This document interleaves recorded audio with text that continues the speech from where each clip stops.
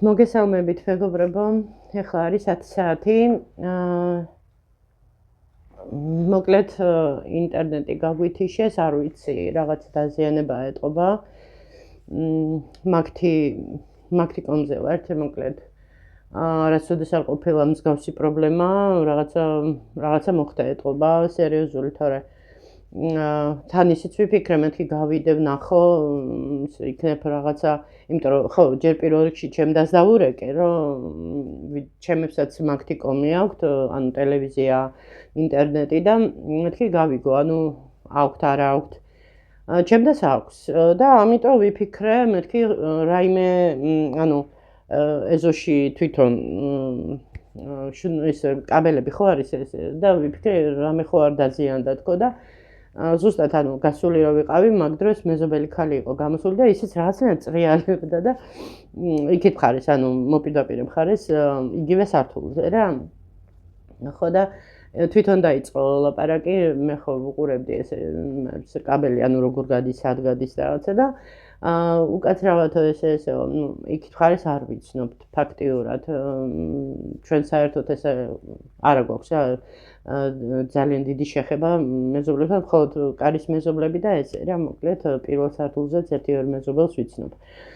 ხო და მითხრა, რომ ესა ინტერნეტიო, თქვენ ესა მაგთი, ანუ კი მეც მაგიტო გამოვედი, მეთქი ახლა რომ მენახა თქო იქნებ რამე დაზიანებული, იმიტომ რომ ჩავთვალე რა ხან ვანდას აქვს, ესე იგი რაღაცა გლობალური არ არის.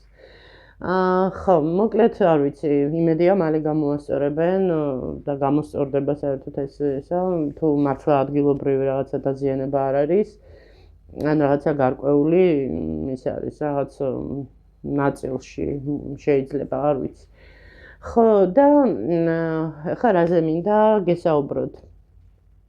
მოკლედ YouTube-ის ხელფასი დამწყებთათვის რა იქნება, როგორ იქნება, ანუ თავიდან, რა თქმა უნდა, არ უნდა კონდეს დამწყებს დიდი მოლოდინი, თუ რა თქმა უნდა ძალიან მაგარი კონტენტი არ აქვს და ძალიან პროფესიონალურად არ უძღვება არხს, რას გულისხმობ პროფესიონალურად, თუ აქვს, ვთქვათ, ყველა ის ატრიბუტი, რაც ჭირდება საერთოდ, ანუ ასე ვთქვათ, იუთუბერობას, მე აქ არ ვსაუბრობ კონკრეტულ მიმართულებებზე, როგორც არის, ვთქვათ, ყოველდღიური ვლოგები, სკეჩები თუ ასე და ასე შემდეგ, სხვა მიმართულებაა.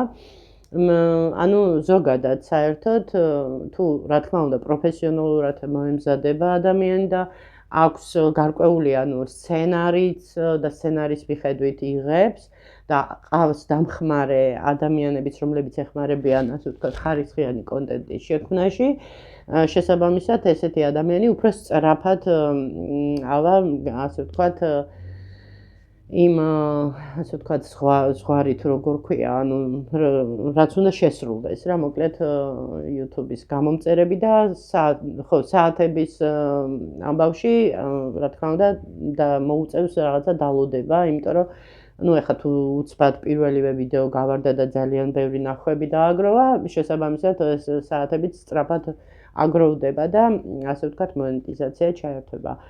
ხო, რაც შეეხება ახლა ესეთი ჯგუფური არხები, თავისთავად ახლა როცა დიდი აუდიტორია ყავთ და ბევრი გამომწერები ყავთ, შესაბამისად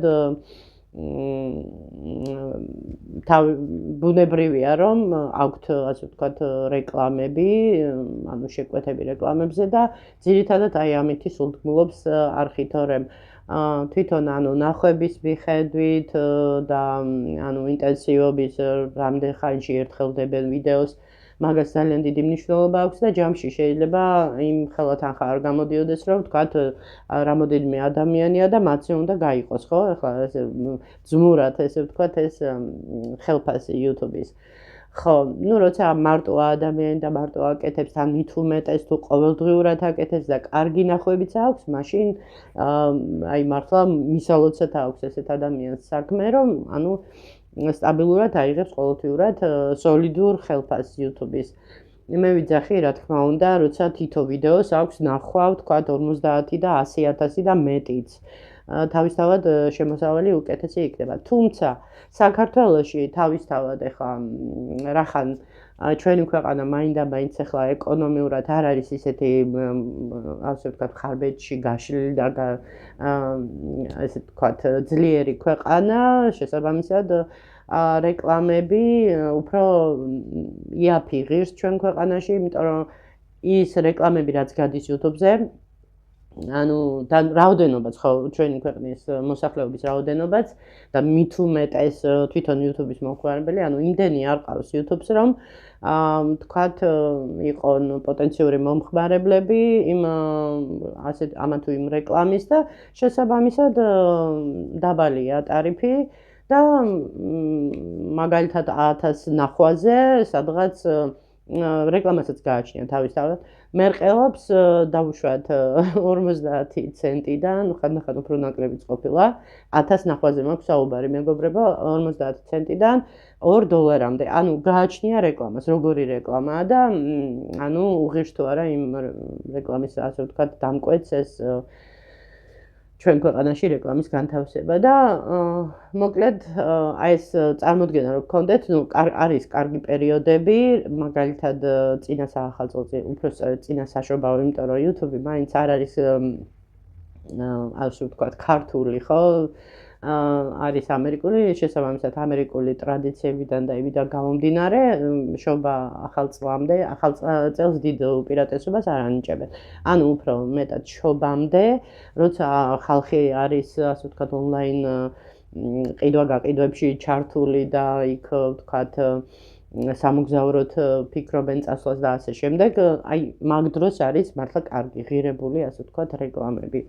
და თითო ვიდეო ვთქვათ 1000 ნახვაზე შეიძლება $2 და მეტიც ასე ვთქვათ დაწეროს ესე უხეშად რო ვთქვათ და გულს ანუ გაიტეხავთ თუ გამომწერების სწრაფად არ გემატებათ რაც საერთოდ ნათქვამიც არის ჯობს ანუ წდარათივლი ისა ანუ მშვიდობიანად მიხვალო რა ესეთი რუსული გამონათქვამით შეიძებს დარჩა ბუდიშ ხო და აქედან გამომდინარე რომ საკმაოდ დიდი მოთმინებით უნდა მოემზადოთ რა ამ გზის გასავლელად და მერე კიდევ მოკლედ არ უნდა ჩააგდოთ დღე ძალიან დიდი მნიშვნელობა აქვს მე მქონდა რა თქმა უნდა ეხლა ბოლო ხანებში უფრო ეს ჩავარდნები თუმცა ეგრევე მაშვებოდი ასე ვთქვათ აბინაზღაურებდი ხოლმე გამოტოვებულ პერიოდს და ვცდილობდი რომ ანუ მაინც სისტემატიური ყოფილიყო ხო ეს რაც შემეხება მე და საერთოდ ანუ სისტემატიურობა უყვარს ადამიანებს არ უყვართ იცით ახლა დღე გამოშვებით და კვირაში ერთხელ და ესეთი ანუ ვიდეოს დადება თან უნდა იყოს ასე ვთქვათ ცხელ-ცხელი ვიდეო ახალი მე ხა მაგალითად ყოფილა ესეთ შემთხვევაში ძველი ვიდეო რო დამიდია დიდი ხნის წინანდელი იმდენი გამოხმაურება არ მოყოლია და ეს იქიდან გამომდინარეობს რომ ადამიანებს მოსწონთ რეალურ დროში აი რატოა ლაივებს უფრო აქვს ესე ვთქვათ გასაქანი და ნახვები ვიდრე ვთქვათ ჩვეულებრივი ვიდეოებს იმიტომ რომ ნუ ახლა ჩვეულებრივი ვიდეო მე არის ერთი ვლოგერი რომელსაც ვიცი რომ ყოველ დღე დებს და დილის საათებში ზუსტად ვიცი რომ ის არის ანუ დილას რო დებს ესე იგი წინა დღის ვიდეოა და ანუ რაღაცნაირად ესე უკვე შევეჩვი ამას მაგრამ თუ მაგალითად ვლოგერი დებს საღამოს ხო ის უნდა იყოს აუცილებლად იმ დღევანდელი ვიდეო წინააღმდეგ შემთხვევაში კი უყურებენ მაგრამ ისეთი ხალისით არა იმიტომ რომ რაღაცნაირად თითქოს ფეხ მოყვებიან და შენ ყოველდღიურ ცხოვრებას ათვალყურს ადევნებენ და ეხლა მით უმეტეს თუ გამოტოვებ დღეებს და მე დადებ რაღაცა ძველ გადაღებულს ცოტა არ იყოს ესეთი თემაა და მოკლედ მოთმინება და ყველაფერი გამოვა თავისთავად თავარი კიდე აუცილებლად მზად უნდა იყოთ ჰეიტისთვის ასე ვთქვათ შეტევისთვის იმიტომ რომ ეს ჩვეულებრივი მომენტია YouTube პლატფორმაზე არა მარტო საქართველოში რუსეთშიც საზღვარგარეთაც ყველგან არის ჰეიტი ну რადალებს რა თქმა უნდა ესეთ ადამიანებს მაგრამ ერთი მხრივ კარგიც არის იმიტომ რომ ანუ უფრო ისეთი ხდება რა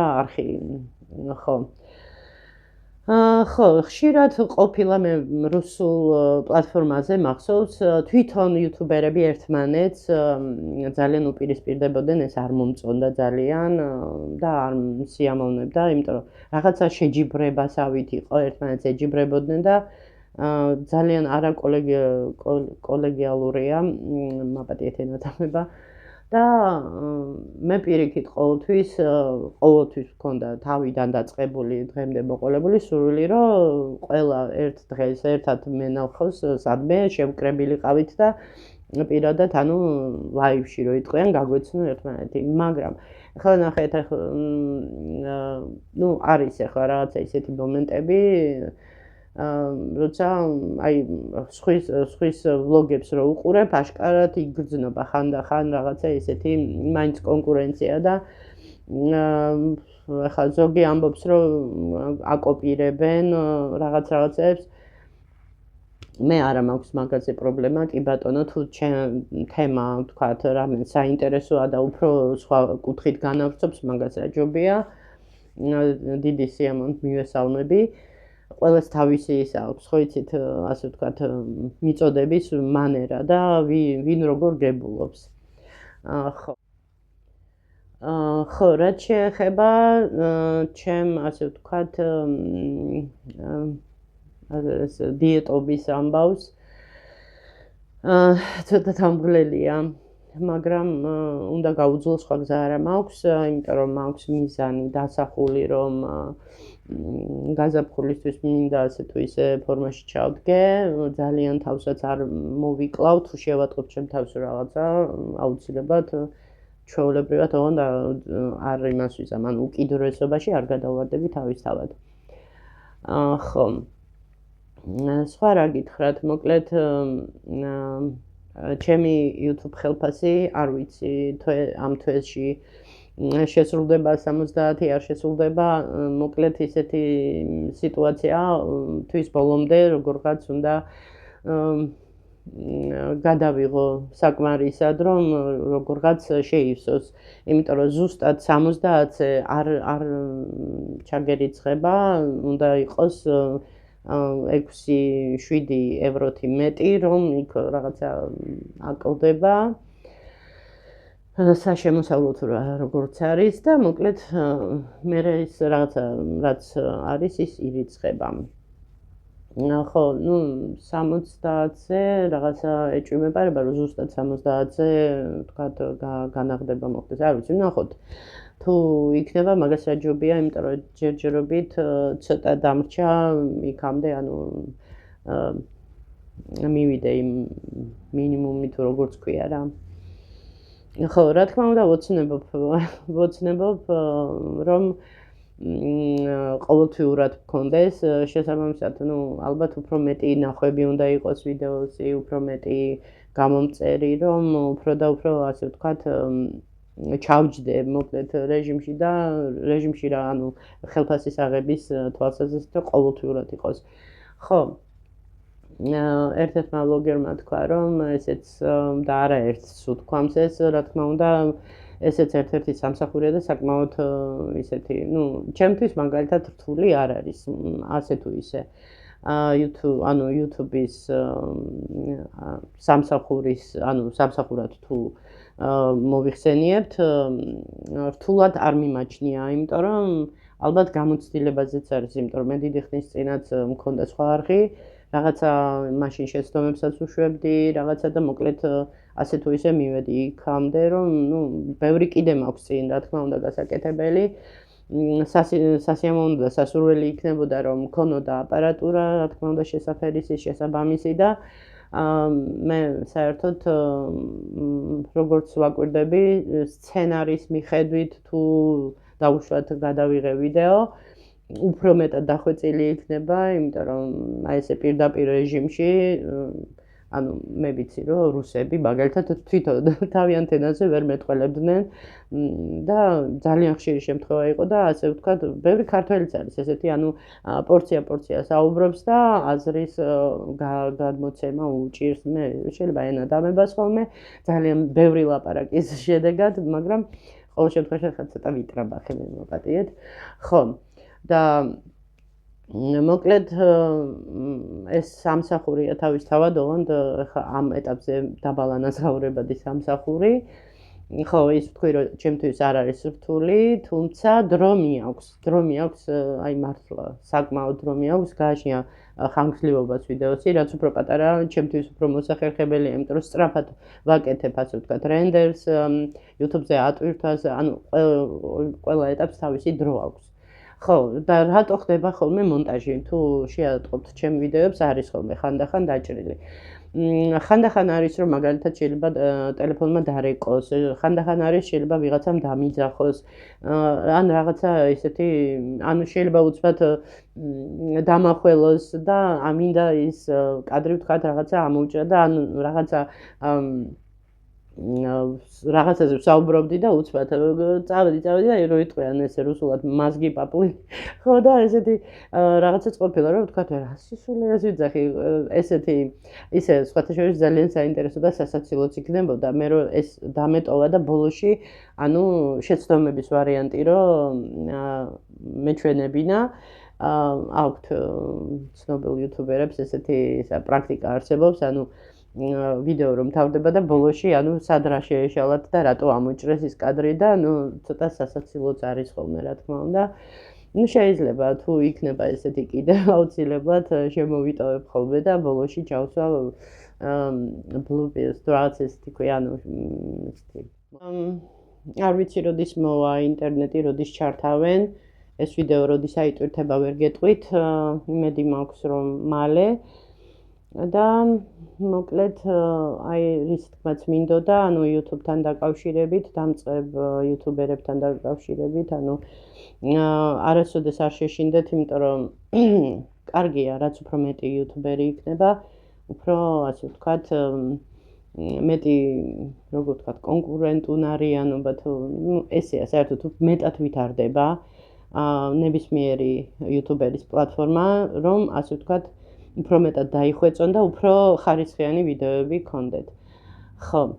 და მოკლედ ასე არ დანებდეთ, იმუშავეთ და დახვეწეთ. საკუთარ თავსაც იგივეს ვეუბნები. მოკლედ მეგობრებო, დროებით, იმედი მაქვს მალე ავტვირთავ და მალე მოვა ინტერნეტი თუ ჩაირთვება თუ როგორც ქვია. კარგით, აბა გაკოცეთ. ხვალამდე.